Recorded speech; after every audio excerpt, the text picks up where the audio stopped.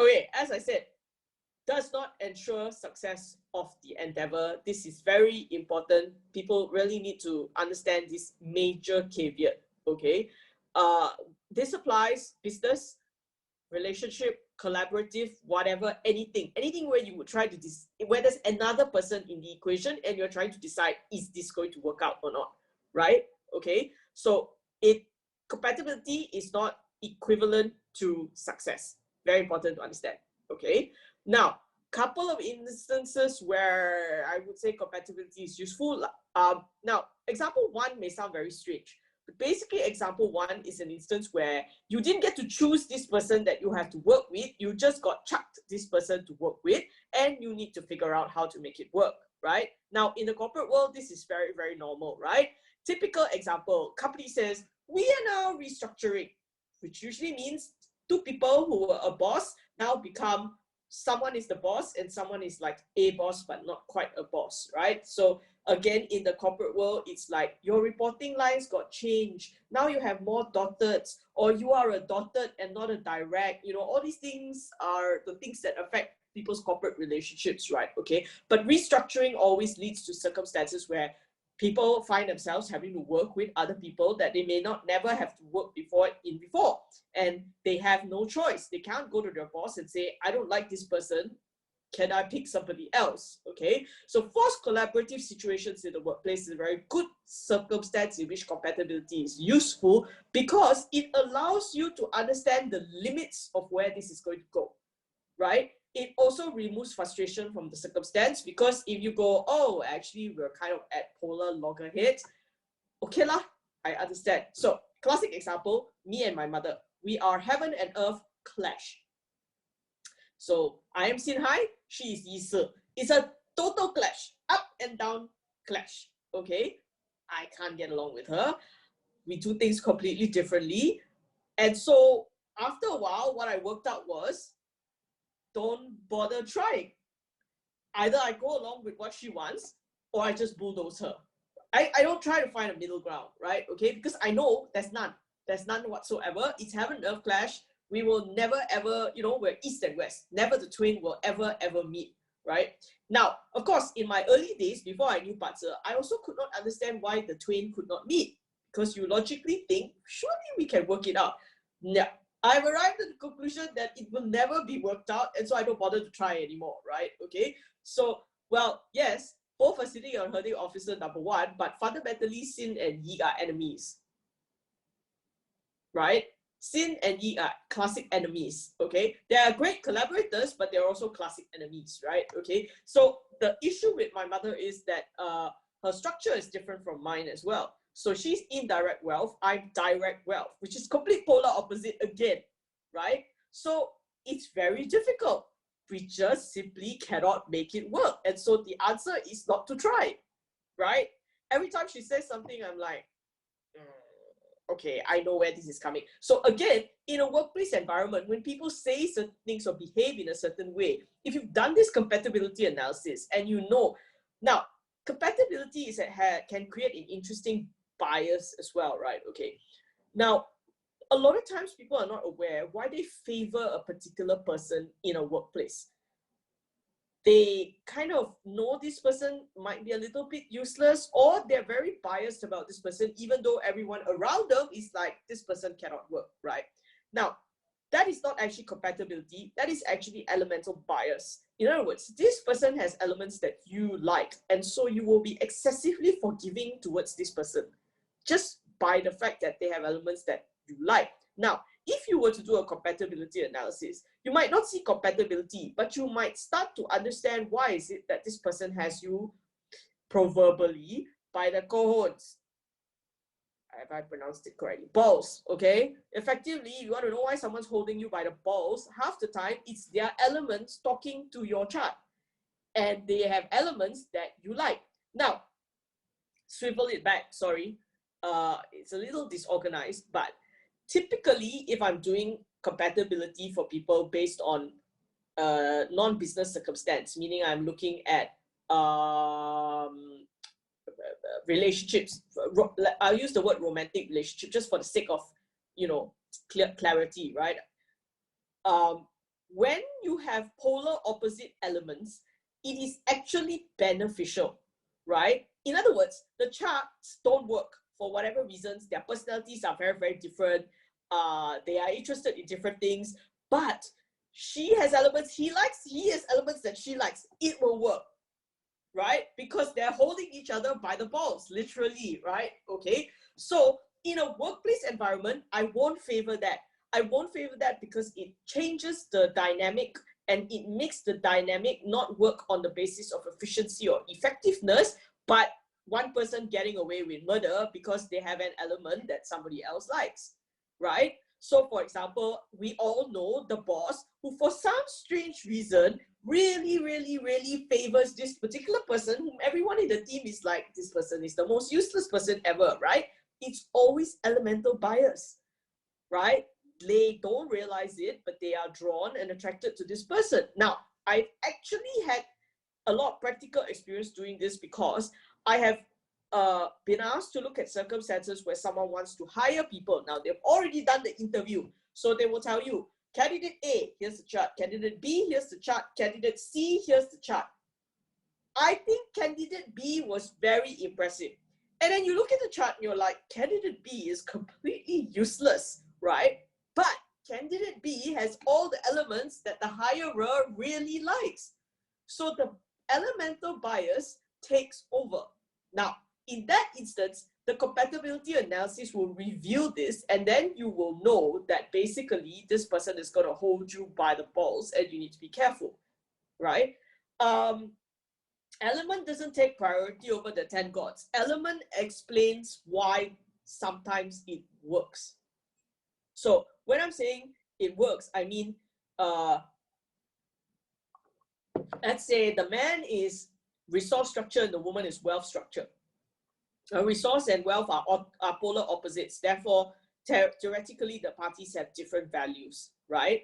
But if they happen to have elements within each other's charts that they like, they'll be more forgiving of this clash of values, right? They'll close one eye, right? Or they will not like the differences in values, but for some reason, the relationship papers over because of the fact that both parties have elements that each other likes. Now, this is actually preferable to both parties like the same element, right? So if husband, hot chart, wife, hot chart, both parties like water, right? So logically, you would think that's great. I'll make them do activities that are water related together, right? Yes, that's one way. But the problem is they don't like each other. They like this other element that is not found in their spouse, right? So the ploy when you're stuck with charts that are actually polar opposite and you need them to get along, i.e. in a matrimonial context, is to have them have elements that each other likes, right? Now, of course, that's assuming both parties are paying you. If the party that's paying you is one of these parties, then you will tell them, choose the person who needs the elements you have in your chart. Therefore, you will control the relationship. You don't need to necessarily like them, but you definitely know they like you more than you like them, right? So that's how you do it in a matrimonial context, right? So parts of consultants, like lawyers, it all depends on who's paying.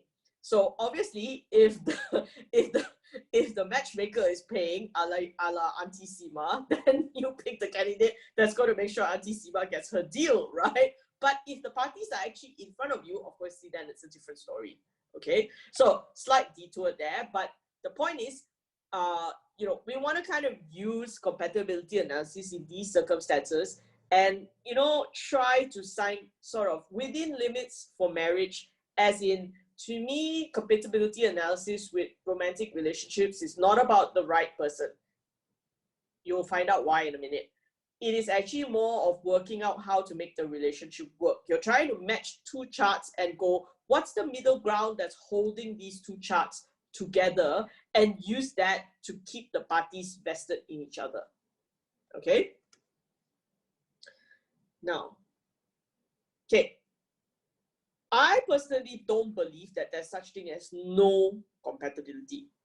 Okay, the reality is that when you match candidates, whether it's in a relationship or how do we call it, a workplace environment, or say recruitment situation, right, you will find that there is no candidate that will be totally incompatible. It's always a question of degree.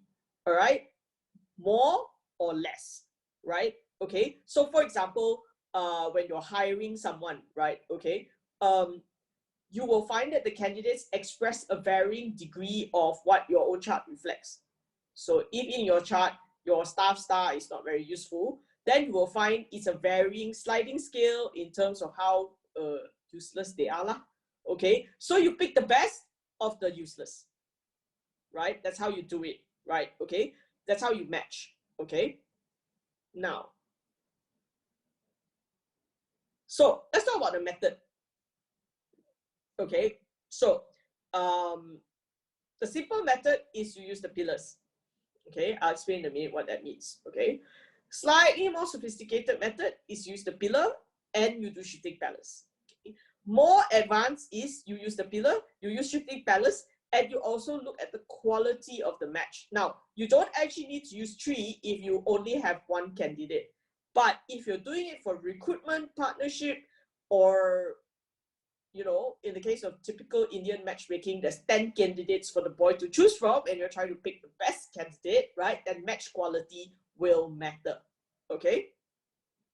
So let's talk about pillars. Okay. Now, pillars is basically 2 possibilities. 1, heaven and earth combined. All right, that's 1 possibility. Okay. 2 is you see a matching, what I call representative pillar in the chart. All right, or you match the day master.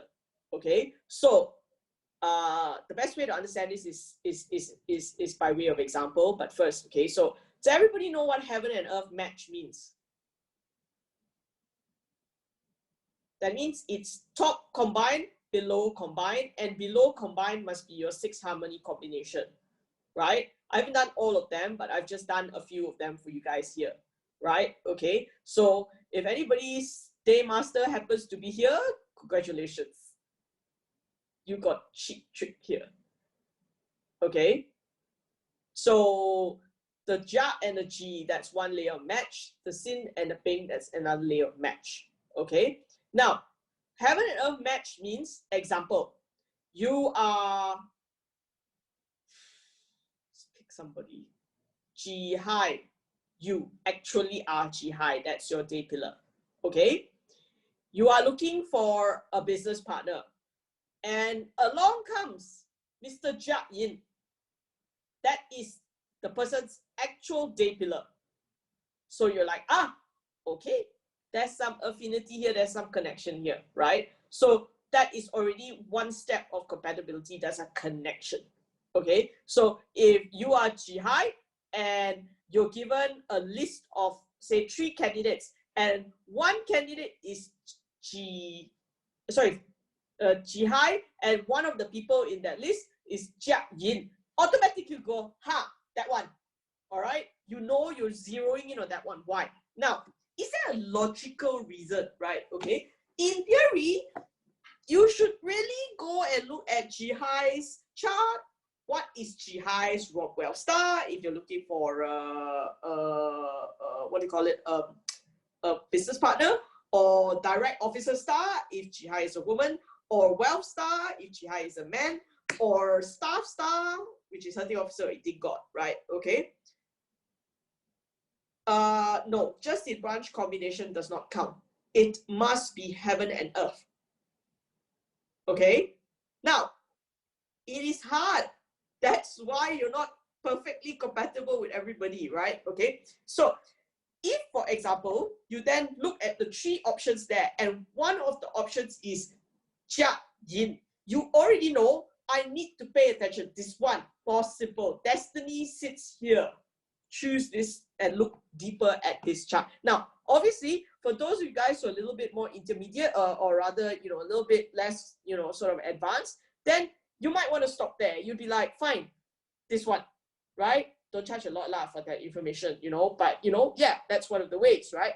But if I was looking at it, I would zero in on Jia Yin first, because the universe is sending me a message to say, look here, look deeper at this one. Now, it doesn't mean that I would discard the other two candidates. I would still look at the other two candidates. But Jia Yin, I'd go, there's something here. Okay, because it's a heaven and earth match. And as you know, heaven and earth match is not easy to attain, because every judger only has one other partner out of 59 other candidates. So you are, so this is what we say in metaphysics, right? The thing shows itself, or as lawyers like res ipsa locator, right? Ba-da-dang, it's there. It's saying, hello, here, the universe is speaking. You need to pay attention, right? So that's why when we read a chart, it's not just a kind of mechanical robotic act where you go through the numbers, right? You also have to let what I say, you know, you have to let the universe whisper in your ear a little bit. If you relax enough to go, oh, okay, this one, something, okay? So that's number one, right? Now, if you want to argue it from a totally logical standpoint, absolutely no Jihai would choose a Jia Yin as their business partner. Why? Because Jia Yin fundamentally is super selfish, right? That's a logical point. But you ignore that first for now. If you're, you know, a newbie to compatibility, you're just going to go, hey, there's 3 charts here. One of them is Jia Yin. This guy, heaven and earth combined with you. Okay lah, choose this one. Okay? However, let's say I'm doing matrimonial analysis. I am given a girl's chart and she's Jihai, and I have 10 boys chart and 1 boy is Jia Yin. I'll pick him because she's a girl, Jihai. He's a guy, Jia Yin. Choose him because he's her direct officer, right? So you choose that immediately, right? So the tricky thing about compatibility is it's slightly, how do we call it? Fluid, right? It's not a sort of A to B to C to D. There's a lot of things that are going on at the same time that you're looking at, right? Okay, so Sunil, Jia Hu. So obviously, Jia Hu, I would not be so in favor in terms of for Jihai, because obviously Jia Hu is a heaven and earth combination of a secret nature. Because Wu and Hai is a secret combination, as they call it, right? Now, in terms of business partnership, I would be like, that's not something which I would be so keen on, because it implies there's some monkey business going on, right? But yes, Jia Wu, I would think about it. But let's say it's a let's reverse. Jihai is a lady, and I'm being given a choice of male charts, and I want Jia Yin and one Jia Wu. I would still choose Jia Yin. Right? Why would I choose Jia Yin? Because of a number of reasons. One, Jia Yin is a superior version of Jia Wu, right? So that would be one of the reasons. Secondly, obviously, I would choose the better combination, the 6 harmony combination over the secret combination. Okay, so again, it's a pecking order, ranking order. You're weighing a few options against each other, right? Okay, so you're not wrong to say Jia Wu is an option, right? But also bear in mind that not everyone has a Jia Wu version of combination available to them, right? Because obviously secret combination only exists between Jia Wu, horse and pig, and ox and tiger, right? So you're really, I mean, yeah, you're kind of narrowing the field, right? Okay, but if, let's say, I was a little bit more of an advanced student, then I would not exclude Jia Wu automatically. I would look at things like the quality of the match, and I would look at the other elements, and I would do the shifting palace, right? But